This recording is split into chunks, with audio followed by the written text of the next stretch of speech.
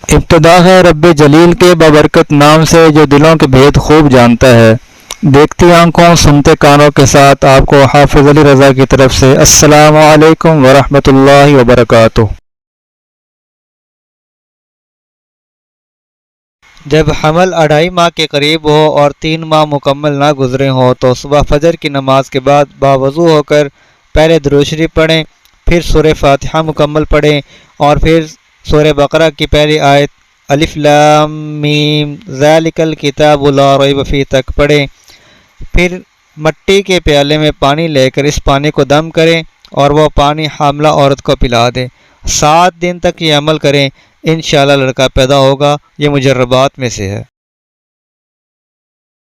حمل ٹھہرنے کے پہلے ماہ یعنی شروع میں ہی اگر عورت کی داہنی پسلی پر سورۃ الاعلیٰ لکھ دی جائے تو انشاءاللہ لڑکا پیدا ہوگا۔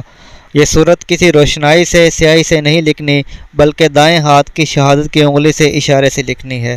اس قسم کی مزید ویڈیو حاصل کرنے کے لیے ہمارے چینل کو سبسکرائب کریں۔ شکریہ۔